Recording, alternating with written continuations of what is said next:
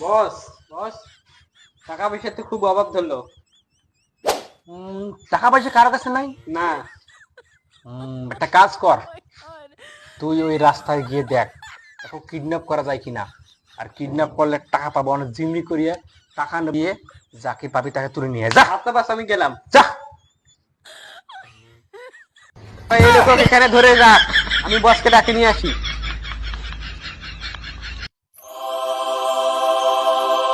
বস বস, একটা লোকে ধরে নিয়ে আনছি। হ্যাঁ। খালি চল।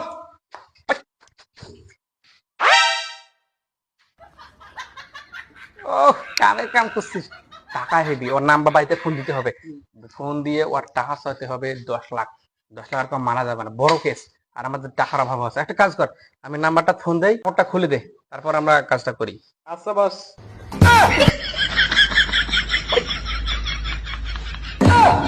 আব্বা, এটা কার আব্বা? আরে আমার আব্বা, পালাও।